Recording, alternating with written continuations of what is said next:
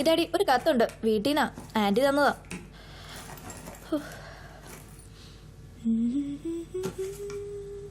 ആ എനിക്ക് മനസ്സിലാവത്തോണ്ട് ചോദിക്ക, നീ എന്താ അച്ഛൻ അയക്കുന്ന കത്തൊന്നും വായിക്കാത്ത? എന്തിനാ ഇത്ര വലിയ ദേഷ്യം? നിന്റെ അമ്മ മരിച്ചപ്പോ അച്ഛൻ വേറൊരു സ്ത്രീ കല്യാണം കഴിച്ചു, അതാണോ ഇത്ര വലിയ കുറ്റം? He was so young. എനിക്കതിൽ ഒരു തെറ്റും കാണാൻ കഴിയുന്നില്ല. You too cruel Paru.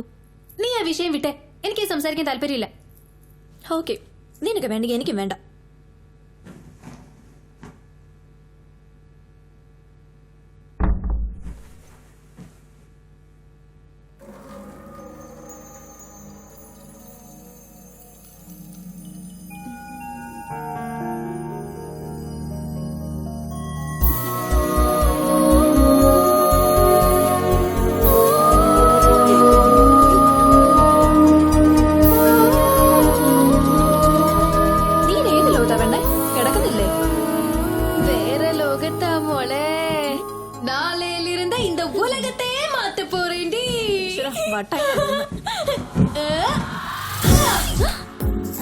Do you want to know something, baby?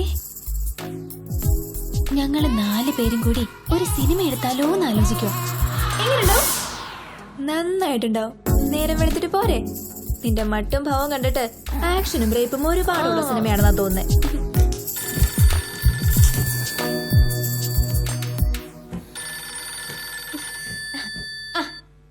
പൊളച്ചാ പറയടാ. എടി എനിക്ക് ശരിക്കൊരു നടന്റെ ലുക്ക് ഉണ്ടോ? ഹലോ,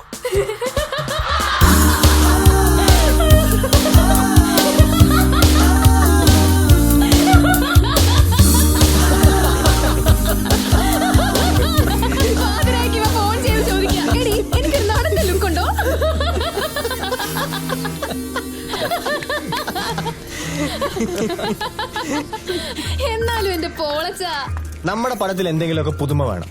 പാട്ട്, ഡാൻസ്, പ്രണയം, ഫൈറ്റ്, അങ്ങനെയെല്ലാം വേണം. പക്ഷെ അതിന് നമ്മുടേതായ ഒരു ഐഡന്റിറ്റി ഉണ്ടാവണം. നമ്മുടെ പടം നമുക്ക് മാത്രം ചെയ്യാൻ പറ്റുന്നതായിരിക്കണം. നീ എഴുതടേക്കാ, ബാക്കി നമുക്ക് ചർച്ച ചെയ്ത് പൊലിപ്പിക്കാന്നേ. ഫസൽ എഴുതി തുടങ്ങി, ചർച്ച ചെയ്ത് പൊലിപ്പിക്കലും. പക്ഷേ ഒന്നും അങ്ങ് സുഖമായില്ല. എന്റെ മനസ്സ് പറയുന്നു, നമ്മുടെ മുന്നിലെ പടത്തിന്റെ കഥ താനേ ചുരുളഴിയുന്നു. പ്രൊഡ്യൂസറുടെ നിക്കറിയാതിരുന്നാ മതിയായിരുന്നു. Bodyguards, good night. Good night. Hey buddy. Hi dude. Aunty, ഭക്ഷണം കഴിഞ്ഞോ? ഇല്ലെന്നേ, പാറു വന്നിട്ട് കഴിക്കാമെന്ന് അങ്കിള് പറഞ്ഞു. എന്താ സ്നേഹം. നോക്കിയിരിക്കായിരുന്നു. ആ, good night. Good night. Good night. Parukutty, how was the day? കഥ ഉണ്ടാക്കായിരുന്നു.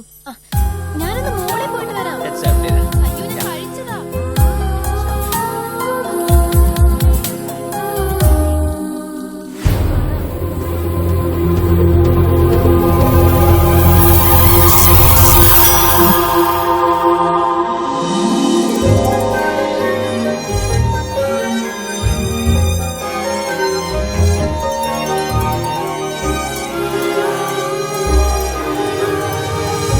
പടം തുടങ്ങുമ്പോൾ എഴുതി കാണിക്കുന്നു, ഗോദ്ര കലാപം 1985.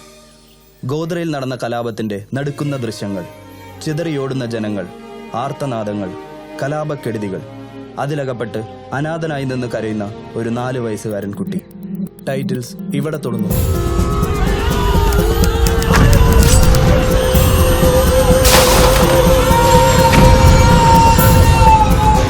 പിന്നെ 25 വർഷങ്ങൾക്ക് ശേഷം കേരളത്തിലൊരു ചെറുനഗരം. ഗോദ്ര കലാപത്തിൽ നഷ്ടപ്പെട്ടു എന്ന് കരുതിയ മകൻ 25 വർഷങ്ങൾക്ക് ശേഷം തന്റെ മാതാപിതാക്കളെ തേടിയെത്തുന്നു, തോളിലൊരു ഗിറ്റാറും കയ്യിലൊരു കുട്ടിയുമായി. ആ വീടിന്റെ മുകൾ ഭാഗത്ത് പേയിങ് ഗസ്റ്റുകളെ താമസിപ്പിച്ചിരിക്കുകയാണ്. അവിടെ താമസിക്കുന്ന മ്യൂസിക് ടീച്ചർ പാർവതിയാണ് നായിക. ഊർജ്ജസ്വലയായ പാർവതിയുമായി വൃദ്ധ ദമ്പതികളുടെ മകൻ വളരെ പെട്ടെന്ന് തന്നെ സൗഹൃദത്തിലാകുന്നു. അവളിലൂടെ അയാൾ അറിയുന്നത് മറ്റൊരു ലോകമാണ്. അവൾ ഉൾപ്പെടുന്ന 4 ചെറുപ്പക്കാരുടെ സൗഹൃദ ലോകം. സിനിമയെ മാത്രം സ്നേഹിച്ച് സിനിമയെ മാത്രം ശ്വസിച്ച് ജീവിക്കുന്ന 4 കൂട്ടുകാർ. അവരെ ആളുകൾ സിനിമാ കമ്പനി എന്ന് വിളിച്ചു. ഇതാണ് സിനിമയുടെ പേരും, സിനിമാ കമ്പനി.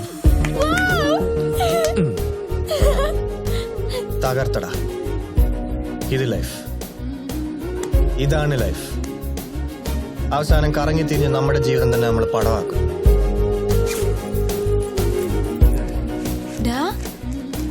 ക്യാരക്ടർ കേറിയടാ കേറി. എന്തായാലും നമ്മുടെ കഥയില്ലേ നമ്മൾ സിനിമയാക്കാൻ പോകുന്നത്. അപ്പോ നീ സിനിമയ്ക്കുള്ളിലും പോളായിട്ട് തന്നെ ചെയ്താ മതി. പക്ഷെ നിന്റെ ഈ പൊളുന്തൻ തടിയുണ്ടല്ലോ, ഇതൊന്ന് കുറയ്ക്കണം.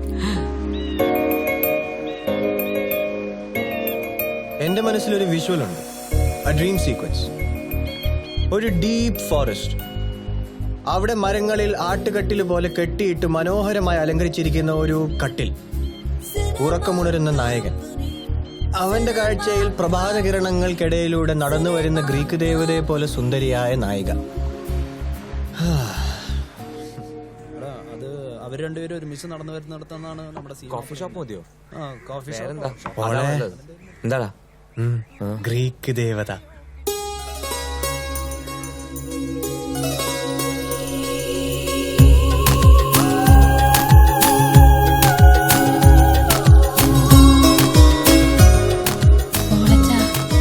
നെയ്യപ്പം തിന്ന രണ്ടുണ്ട് കാര്യം.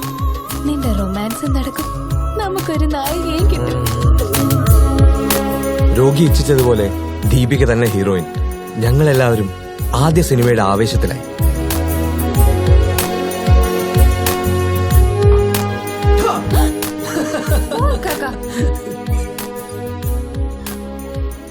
ക്ലൈമാക്സ് കൂടി ശരിയായാൽ മതി. ഒന്ന് രണ്ടെണ്ണം എഴുതി, ഒന്നങ്ങ് തൃപ്തിയായില്ല. അത് നീ സമയമെടുത്ത് എഴുതിയാ മതിയോ? അതെ, നമ്മളെ പ്രഷർ ചെയ്യാൻ ആരുമില്ലല്ലോ. നിന്റെ തല ആൾ താമസം ഉള്ളിടത്തോളം കാലം നമുക്കൊരു ടെൻഷനും ഇല്ല. സമയമാകുമ്പോ ക്ലൈമാക്സ് തന്നെ അങ്ങ് വരും. അതുകൂടി ആയ സംഗതി ഓക്കെ. ആര് പറഞ്ഞു ഓക്കെ ആണെന്ന്? ശരിയാ, നിങ്ങൾക്ക് ആഗ്രഹമുണ്ട്, കയ്യിൽ കഥയുണ്ട്, ഡയറക്ടറുണ്ട്, നായകനുണ്ട്, മ്യൂസിക് ചെയ്യാൻ ആളുമുണ്ട്. ഇനി ഒരു ക്ലൈമാക്സും കൂടി ആയാൽ നല്ലൊരു തിരക്കഥയുമായി. അപ്പോഴും പ്രധാനപ്പെട്ട ഒരു സംഗതി മാത്രമായില്ല. മനസ്സിലായില്ല? പ്രൊഡ്യൂസർ. നിങ്ങളെ വിശ്വസിച്ച് പണമിറക്കാൻ മാത്രം ആളില്ല. അതല്ലേ ആദ്യം വേണ്ടത്. ഈ പ്രൊഡ്യൂസർ എങ്ങനെ വരും? ആര് കൊണ്ടുവരും? പ്രൊഡ്യൂസർ എങ്ങനെ വരുമെന്ന് ചോദിച്ചാ,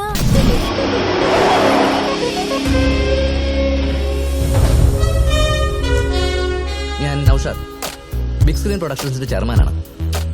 ഒരു പുതിയ സിനിമ ഞാൻ ഉദ്ദേശിക്കുന്നു. നിങ്ങളുടെ കയ്യിൽ നല്ല സ്ക്രിപ്റ്റ് ഉണ്ടെന്ന് ഞാൻ അറിഞ്ഞു. യൂത്തിനെ പ്രൊമോട്ട് ചെയ്യുക എന്നുള്ളത് എൻ്റെ ഒരു വലിയ ആഗ്രഹമാണ്. അപ്പോൾ നിങ്ങൾക്ക് താല്പര്യം ഉണ്ടെങ്കിൽ എൻ്റെ ഓഫീസുമായി ബന്ധപ്പെടുക. അവർ അഡ്വാൻസ് ബാക്കി കാര്യങ്ങളൊക്കെ ചെയ്യും. This is my card.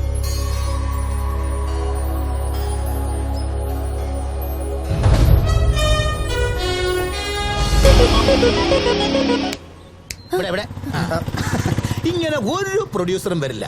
വെറുതെ സ്വപ്നം കാണാവുന്ന മാത്രം. പിന്നെ എങ്ങനെ വരും?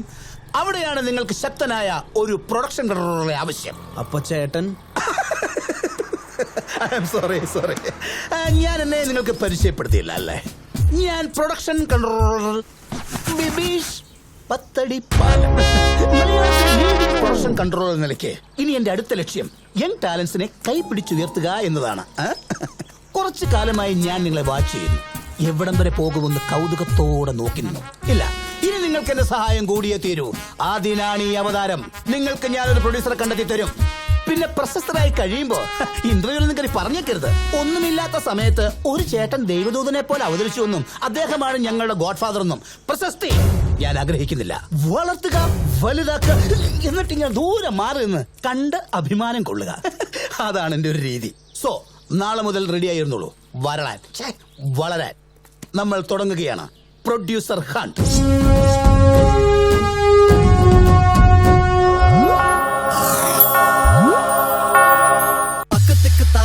കൈക്കുത്ത് കരിങ്കുത്ത് ജീപ്പ് വെള്ളം താറാം വെള്ളം താറാമൊക്കട കയ്യിലൊരു ബാങ്ക് പരിപ്പ് കുത്തി പാച്ചോറാക്കി ഞാനുമുണ്ട്.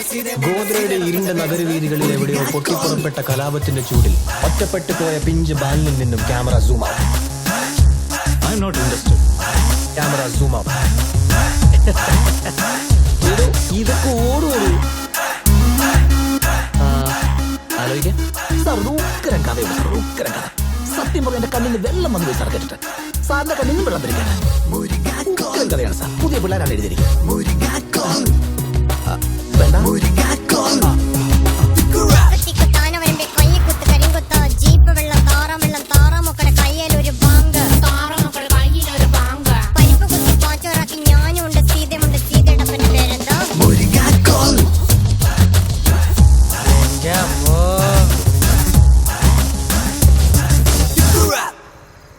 മടുത്തു. എത്ര പേരെ കണ്ടെന്നോ, ആരും ഒരു പോസിറ്റീവ് റിപ്ലൈ തരുന്നില്ല. പലരും കഥ കേൾക്കാൻ പോലും കൂട്ടാക്കുന്നില്ല. നാണം കെട്ടു എന്ന് പറയുന്നതാ ശരി. സിനിമ അങ്ങനെ ആർക്കും കയറി ചെയ്യാൻ പറ്റാവുന്ന പണിയല്ലെന്ന് ഇപ്പൊ മനസ്സിലായി. എന്തിനാ അങ്ങനെയൊക്കെ വിചാരിക്കുന്നേ? നിങ്ങളുടെ കയ്യിൽ കഴിവില്ലെടുത്തോളം ആർക്കും നിങ്ങൾ അവഗണിക്കാൻ പറ്റില്ല. കഴിവ് കാണിക്കാൻ അവസരം ഉണ്ടായില്ല റോഷു, കഴിവുകൊണ്ട് കാര്യമുള്ളൂ. വിഷമിക്കല്ലേ, ഒക്കെ ശരിയാവും. എന്നെങ്കിലും എല്ലാം ശരിയായിട്ട് കാര്യമില്ല. നമുക്കൊരു എനർജി ഉള്ള സമയത്ത് ശരിയാവണം. ശരിയാകൂന്നേ, ശ്രമിക്കാതിരിക്കണ്ട. വൈകിക്കോട്ടെ, പക്ഷെ റിസൾട്ട് ഉണ്ടാകും. ശ്രമത്തിന് കുറവൊന്നുമില്ല. നാളെ അവിടെ സിദ്ദിഖ് സാറിന്റെ പടം ഷൂട്ടിംഗ് നടക്കുന്നുണ്ട്. പുള്ളി ഒന്ന് പോയി കാണണം. അറ്റ്ലീസ്റ്റ് നമ്മൾ ഏതാണ് സ്ക്രിപ്റ്റ് ശരിയാവണമെന്നെങ്കിലും അറിയാലോ. ആ, അത് നല്ല കാര്യാട്ടോ. ഒരു പോസിറ്റീവ് എനർജി ഇപ്പൊ നിങ്ങൾക്ക് ആവശ്യം. എല്ലാം ശരിയാകും, ഞാനല്ലേ പറയുന്നേ.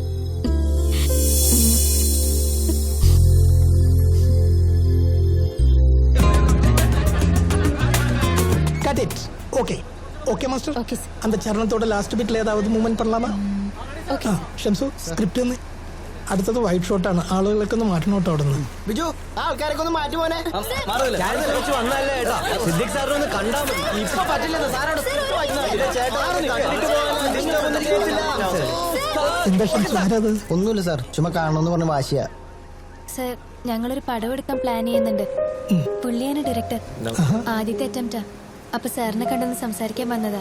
ഞങ്ങളുടെ അറ്റംപ്റ്റ് ശരിയാണോന്നറിയാൻ സാറിനെ പോലെയുള്ളവരുടെ അഭിപ്രായം വേണം. അതിനും കൂടിയാ. ഗുഡ്, നല്ല ശൈലി കേട്ടോ ഫസൽ. ഒരു ഫീലും സ്ട്രക്ചറും ഒക്കെ ഉണ്ട് ഇതിന്. Thank you sir. പ്രൊഡ്യൂസറെ കിട്ടാത്തതിൽ വിഷമിക്കണ്ട. തുടക്കത്തിൽ എല്ലാവർക്കും സ്ട്രഗിൾ ആയിരിക്കും. സിനിമയിൽ ഒരു എക്സ്പീരിയൻസും ഇല്ലാത്ത നിങ്ങളെ വിശ്വസിച്ച് കോടികൾ ഇറക്കുക എന്ന് വെച്ചാൽ റിസ്ക് അല്ലേ? സാരല്ല, ശ്രമിച്ചാൽ മതി. ഈ ടീം സ്പിരിറ്റും എനർജി ലെവലും താഴെ പോകാതെ നോക്കണം. സർ, ഈ ടീമാണ് ഞങ്ങളുടെ സ്ട്രെങ്ത്. നിങ്ങൾക്കൊരു പ്രൊഡ്യൂസറെ തരാൻ എനിക്കും കഴിയില്ല. നിങ്ങളുടെ കോൺഫിഡൻസ് കൂട്ടാൻ ഒരുപക്ഷെ എനിക്ക് പറ്റിയേക്കും. ഇത് വളരെ ഫേമസ് ആയ ഒരു പുസ്തകമാണ്, ആൽക്കമിസ്റ്റ്, പൗലോ കൊയ്ലോയുടെ. വായിച്ചിട്ടില്ലെങ്കിൽ ഒന്ന് വായിച്ചു നോക്കണം. തന്റെ ലക്ഷ്യത്തിലെത്താൻ അനന്തമായ മരുഭൂമിയിലൂടെ ആത്മവിശ്വാസം മാത്രം കൈമുതലാക്കിയാലെന്ന് സാന്റിയാഗോ എന്ന ഒരു ഇടയന്റെ കഥ. എനിക്ക് ഒത്തിരി ഇൻസ്പിറേഷനും എനർജിയും ഒക്കെ തന്ന പുസ്തകമാണത്. വായിച്ചു നോക്ക്, നിങ്ങൾക്കിത് ഒരുപാട് ഗുണം ചെയ്യും. എന്തെങ്കിലും നേടിയെടുക്കണമെന്ന് ഒരാൾ പൂർണ്ണ മനസ്സോടെ ആഗ്രഹിച്ചാൽ ആ ആഗ്രഹം സഫലമാക്കാനായി ലോകം മുഴുവൻ അവന്റെ സഹായത്തിനെത്തും. ആൽക്കമിസ്റ്റ് പറഞ്ഞു. ആ പുസ്തകം ഞങ്ങൾക്ക് ഒരുപാട് ഇൻസ്പിറേഷനും എനർജിയും ഒക്കെ തന്നു. പിറ്റേന്ന് ഫസൽ ഞങ്ങളെ കൊണ്ടുപോയത് റോഷനിയുടെ വീട്ടിലേക്കാണ്. എല്ലാരും ഉണ്ടല്ലോ. മോള് പറഞ്ഞ് നിങ്ങളെല്ലാവരും എനിക്കറിയാം. ഫസലിന് മാത്രമേ നേരിട്ട് പരിചയമുള്ളൂ. Please come. അങ്കിളെ വിളിച്ചോണ്ട് വന്നല്ലാതെ ഞാനിവരോട് കാര്യമൊന്നും പറഞ്ഞിട്ടില്ല. അങ്കിള് തന്നെ പറയണം. ഒരു സർപ്രൈസ് ആകട്ടെ എന്ന് കരുതി. വേറൊന്നുമല്ല, ഫസലുമായിട്ട് ഞാൻ സംസാരിച്ചിരുന്നു നിങ്ങളുടെ സിനിമയെ പറ്റി. കഥയും കേട്ടു, കൊള്ളാം. അപ്പൊ പിന്നെ ഡീറ്റെയിൽ ആയിട്ട് സംസാരിക്കാമല്ലോ എന്ന് കരുതി വിളിച്ചു വരുത്തിയതാ.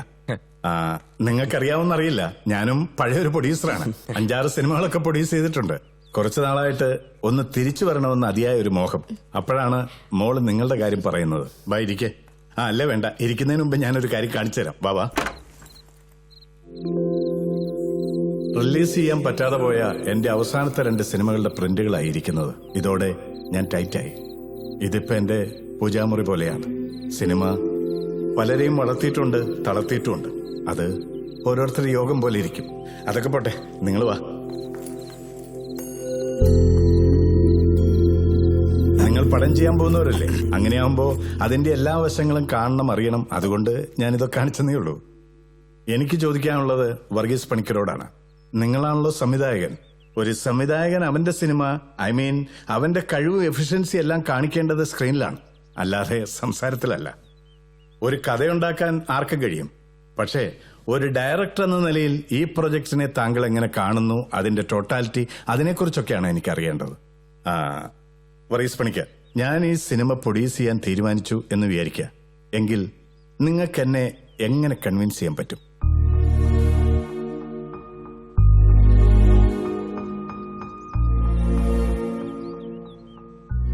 അങ്കിളെ, എനിക്കൊരു ഹാഫ് ആൻ അവർ ടൈം തരുമോ? ഓ യെസ്.